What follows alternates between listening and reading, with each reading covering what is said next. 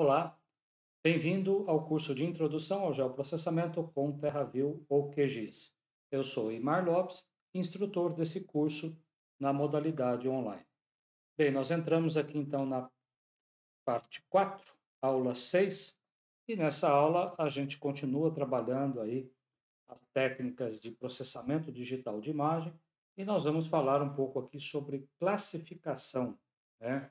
Que é como extrair objetos e atribuir rótulo a um conjunto de imagens de satélite, ou, na verdade, de qualquer sistema imageador, né?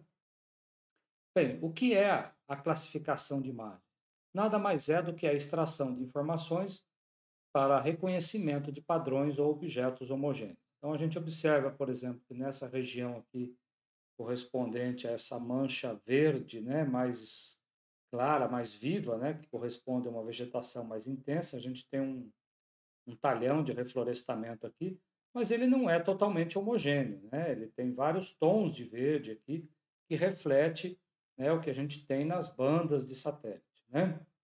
Mas a imagem classificada você vai ter no final uma única área, né, mapeada, né, toda essa cor aqui em verde, né, mais vivo, corresponde então ao meu objeto reflorestamento.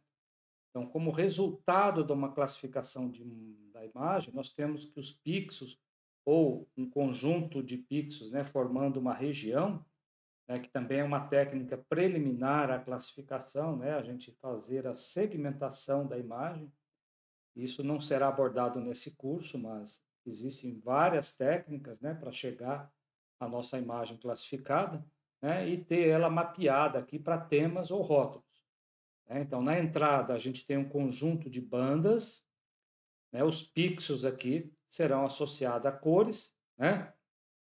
A gente vai fazer um treinamento, vai ensinar o classificador a procurar objetos que têm propriedades semelhantes, mas a gente trabalha, na verdade, com um conjunto de bandas, né, em níveis de cinza, né? Claro que muitas vezes na tela do teu computador você pode estar fazendo uma composição RGB justamente para facilitar, né, a localização dos alvos que você pretende classificar, tá? Mas por detrás, ali na técnica, você pode estar usando quantas bandas você desejar utilizar na sua técnica de classificação. Mas nós comentamos, inclusive, na primeira aula lá de sensoriamento remoto, né, que a análise estatística me ajuda exatamente a definir quais seriam as bandas mais adequadas a realizar a técnica de classificação. E ao produto final, você tem uma única banda, né, interna, né, que os pixels, né, estarão associados a temas, né, a rótulos com valores um água, 2 reflorestamento. Então, cada pixel vai ter um valor associado a um rótulo, né, dizendo que corresponde cada tema da sua classificação resultante. Bem, então essa classificação, né, eu acabei de dizer que ela pode ser feita aqui sobre uma única banda, um conjunto de bandas, independente da quantidade de bandas que está ali na tela do teu computador para poder facilitar a visualização, né? Então a gente chama esse conjunto de bandas, né, do nosso espaço de atributos. E aqui eu peguei somente duas bandas, né? Uma banda que chamei de banda 2, aqui banda 3. E o que a gente está procurando realmente nesse espaço de atributos é identificar os objetos ou temas que definem exatamente essas nuvens, o aglomerado de pixels, né, correspondente aos diferentes alvos que nós iremos classificar. Então, nesse gráfico aqui, a gente tem o que a gente chama de scatter plot, né? Três aglomerados de pontos que definem três alvos distintos. Entretanto, você observa esse alvo A, né? Como ele não é um valor único, né? A gente costuma dizer que ele tem uma certa variabilidade de níveis de cinza para a banda 3. Então, ele tem um mínimo e tem um máximo. O mesmo alvo A para a banda 2, também ele vai ter um máximo e um mínimo aqui em níveis de cinza, são outro intervalo de valores em níveis de cinza, porque é outro comprimento de onda, é outra banda. E se a gente pegar o alvo B, né, ele também vai ter o seu intervalo aqui e também o intervalo na banda 2. Só que você observa que o alvo A e o alvo B, eles são bem distintos quando você trata individualmente só a banda 3. Se você usar a banda 2 nessa classificação, você vai ver que o alvo A e o alvo B, eles têm aqui, olha, nessa região aqui, uma confusão. Então, para a banda 2, o alvo A e o alvo B, eles se sobrepõem ali os níveis de cinza. Então, você não consegue separar muito bem esses dois alvos.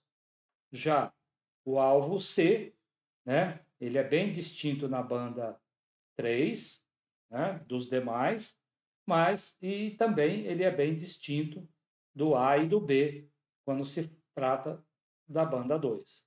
Então, na verdade, a gente percebe que uma combinação de duas bandas aqui, né, me auxilia exatamente na identificação dos alvos, né?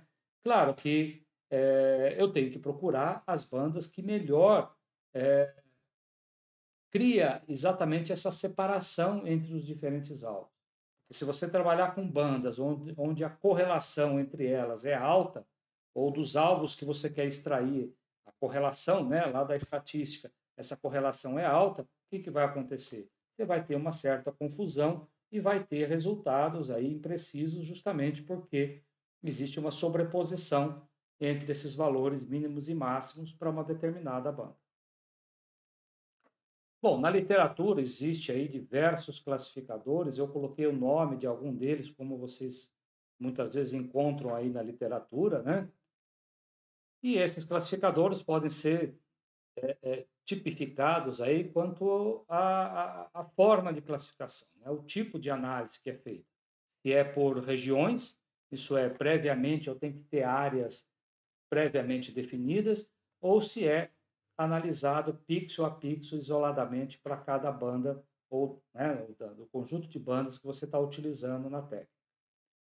Nós conhecemos também esses classificadores, né, pela forma com que é feita a classificação. E aí você pode dizer que são classificadores não supervisionados ou classificadores supervisionados. Isso é, a gente vai ver que os supervisionados você fornece alguma informação a priori ali para que ele procure na imagem pixels com a mesma característica.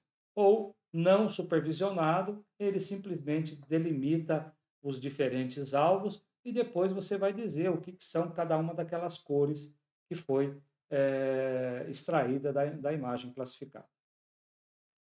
Então, a classificação por pixel, né, como eu acabei de dizer, ela classifica cada pixel isoladamente, mapeando para os temas, né, com base no treinamento realizado, né? Então, você fez ali um levantamento de alguns pixels, né, definiu o rótulo para esses pixels, e aí isso daí é utilizado como base para separar o restante dos pixels na imagem com as mesmas propriedades aí estatísticas.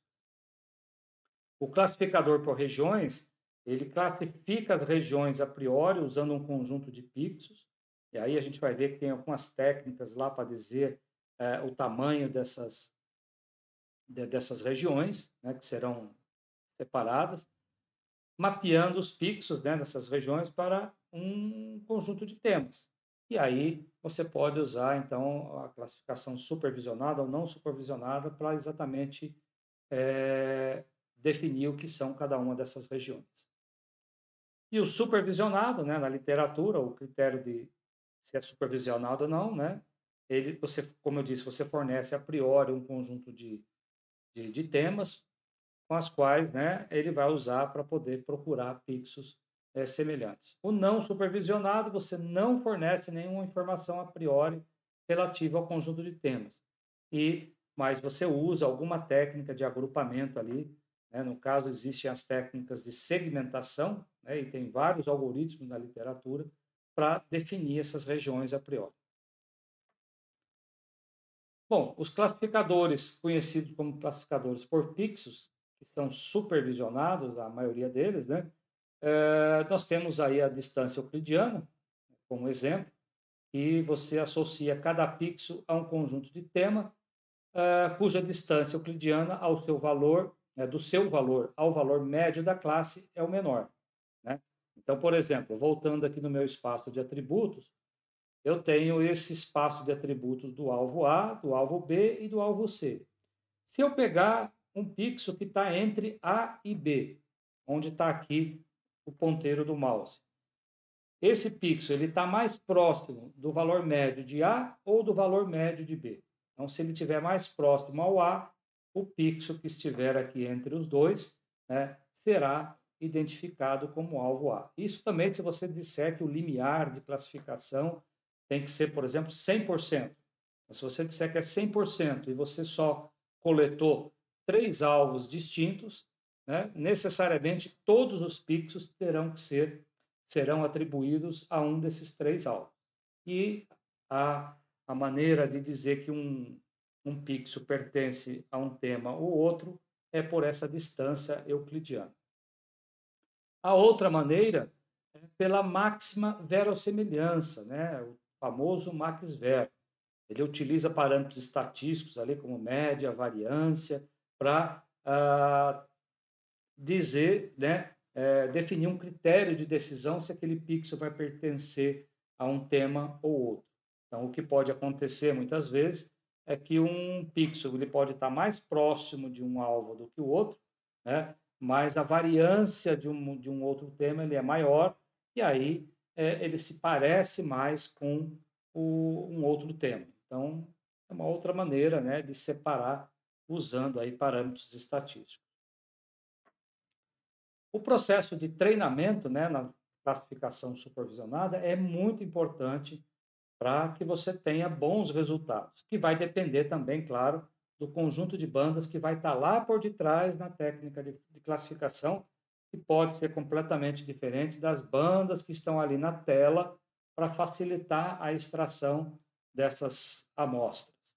Então, é importante você identificar as amostras, né, para cada um dos rótulos, né? Então, por exemplo, água, você vê que eu peguei aqui uma, duas amostras de água. Reflorestamento, eu peguei uma, duas. Área urbana, eu peguei aqui 3 amostras. Então, é importante que as amostras de cada tema sejam o mais homogênea possível, né? Mas é importante também que essas amostras contenham toda a variabilidade espectral esperada para cada rótulo, né, que você está querendo separar, certo? Então, aquele, né, entre o mínimo e máximo ali de cada alvo, é importante você coletar os pixels que envolvam exatamente essa variabilidade espectral esperada. E também, posteriormente, analisar se essas amostras aí, né, para ver o grau de confusão que muitas vezes pode estar causando em pegar uma amostra que não é tão pura assim. Ok? Bom, vocês vão perceber que essas técnicas de classificação por pixel, né, acaba gerando produtos, né, com vários pixels isolados, né? E nessa região de Brasília, aí para a gente classificar, você tem de tudo ali, né? Concreto, asfalto, gente, carro, edificações, né?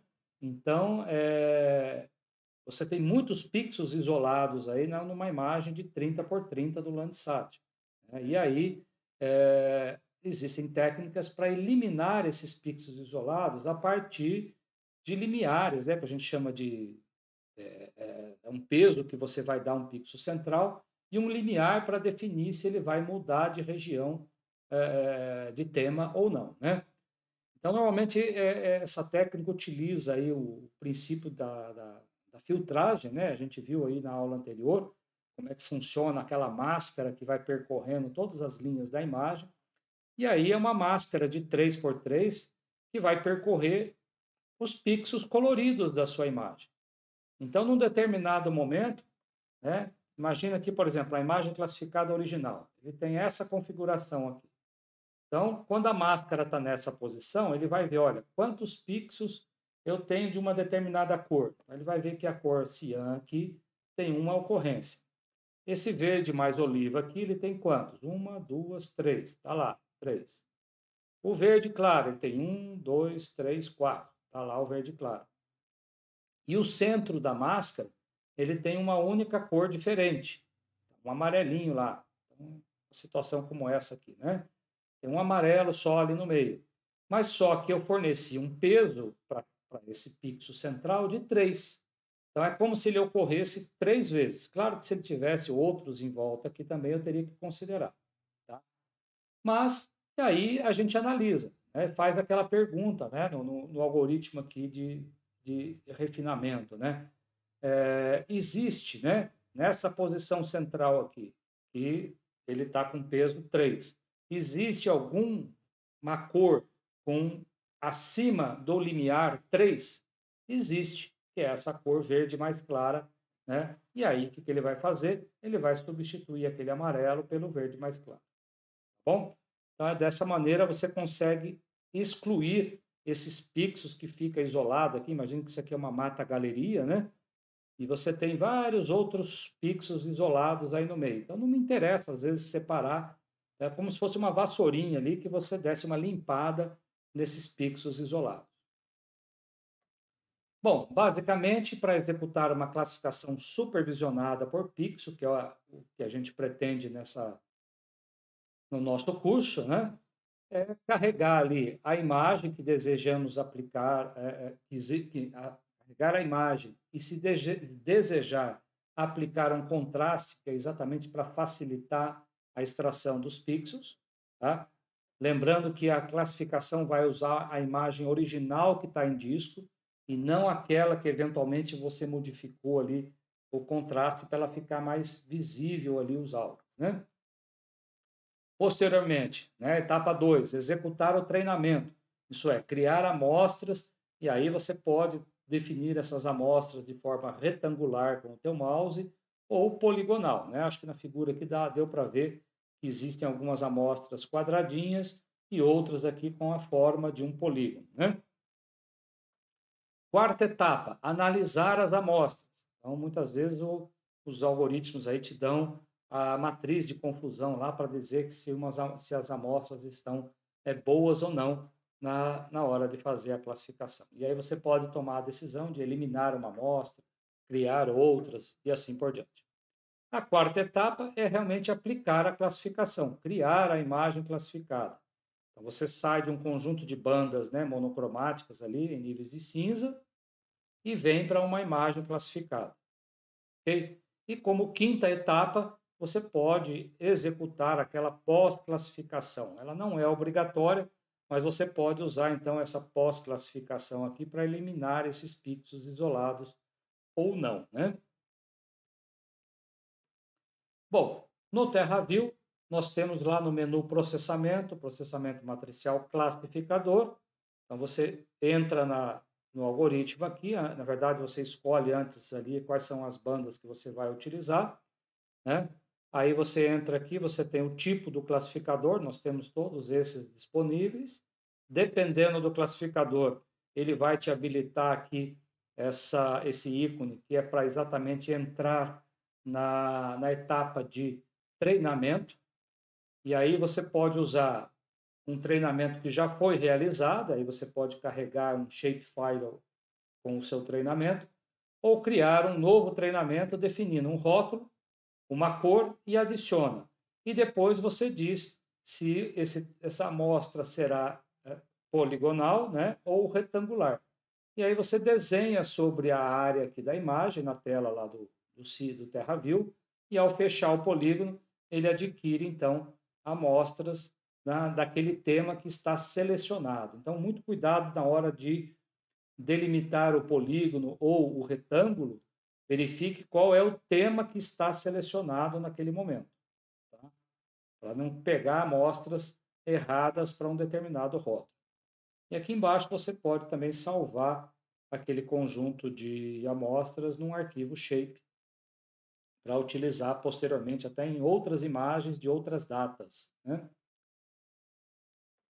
No caso do QGIS, né, o QGIS nativamente ele não tem essas técnicas de PDI, então ele faz uso, né, dos complementos, né? E aí você tem o Saga, você tem o GRASS, que já é distribuído junto com a versão oficial do QGIS, mas você pode ter outros complementos, como esses que estão aqui, Tá? Aqui está o nome deles, o Orfeu, o White Box Tools, o SCP, né? O Semi-Automatic Classification, um classificador de redes neurais por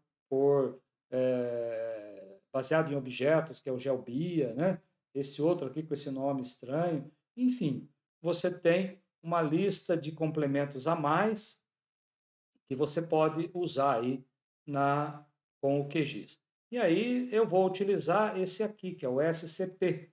Eu preferi utilizar ele, né, pelo simples motivo, porque a técnica de treinamento ela é realizada de forma gráfica aqui numa interface gráfica, né? Então você instala o complemento, ele vai habilitar para você um painel ali no QGIS e tem essa outra interface que você habilita para poder acessar todas as ferramentas desse componente aqui, né? E aí você pode vir aqui dizer quais são as bandas que você vai utilizar, né? Inclusive, você pode dizer o valor médio, né, do comprimento de onda de cada uma dessas bandas. Isso porque também, se você quiser depois fazer uma análise gráfica, né, é bom informar quais são os comprimentos de onda aqui. Inclusive, ele já tem, para alguns satélites, ele já tem aqui o valor médio de todas as bandas do Landsat, né, do Sentinel e de vários outros satélites aí. Mas caso não tenha, você pode adicionar uma a uma e fornecer o valor médio aqui, ok? E depois, nessa outra interface aqui, você tem aqui o Training Input. E aí você pode fornecer aqui o que ele chama de macroclasse, tá? Que aí você vai dar um código aqui, né, iniciando no 1, e dar um nome. Eu chamei de água. Aí depois você vai criar a classe água. Então, aí você vai criar uma amostra, duas, três, quatro. Então, você vai pegar várias amostras de água. Então, serão várias classes com uma numeração sequencial aqui também. Quando você for mudar de rótulo, for fornecer outro objeto, pasto, né, reflorestamento, outro alvo qualquer, você tem que vir aqui, mudar de 1 para 2, né, escrever o nome aqui, reflorestamento, e também no código da classe, um outro número, né, que na verdade ele vai colocar sequencial esses números, né, e também repetir aqui reflorestamento. Porque na hora de fazer a classificação, ele vai perguntar: você quer usar todas as amostras? Aí você vai de um determinado tema, aí você vai usar a macroclasse. Ou, caso contrário, você pode usar as amostras que foram coletadas por classe. E aí eu teria que, inclusive, dar nome diferente aqui, tipo água do Lago Paranoá, água do Lago tal, e assim por diante. Tá? Às vezes você tem um lago mais sujo, mais limpo, então eu poderia separar por classe também. Mas no nosso exercício a gente vai usar macroclasses. Bom, então o exercício 4.9 é executar a classificação. E aí eu recomendo você preparar uma composição colorida para facilitar a aquisição das amostras. Então, você pode aplicar aqui na banda 4 um filtro azul, na banda 3 um filtro verde, na banda 2 um vermelho, né? E ter aqui uma composição colorida como essa que a gente está vendo, tá bom? É claro que se você quiser mudar a ordem também, fica à vontade. O importante é que na hora de fazer a classificação, ele vai usar as imagens originais lá em níveis de cinza, tá? Aqui exemplo de uma parte da classificação, né, onde eu realizei o treinamento aqui, pegando algumas amostras, né, de água, de cerrado, né, de mata ciliar, de reflorestamento, né? E aí, após a classificação, deu esse resultado aqui. Gente, não esperem que a sua primeira classificação, utilizando essa técnica supervisionada por Pixel, dê resultados assim maravilhosos, né? Porque vai depender muito das amostras, da localização dessas amostras, se você não confundiu muito os níveis de cinza entre as amostras. Às vezes, dentro de uma área de cerrado, né, é interessante você pegar um cerrado mais limpo, um cerrado mais ralo, né, que está com o solo mais exposto. Nas áreas de cultura também, você tem diferentes estágios de crescimento. chamar de cultura 1, 2, 3, e depois lá na frente você pode até reclassificar, dizer o que cultura 1, 2, 3 representa no final uma única classe chamada cultura. Mas visualmente você vê que os níveis de cinza são diferentes. Então, é importante ali muitas vezes definir vários temas, os subtemas, né, de um mesmo rótulo, tá bom? E tentem executar, lá tem o passo a passo para cada um dos SIGs. Qualquer dúvida, entre em contato. Muito obrigado pela audiência e se gostou, dá um joinha lá no YouTube.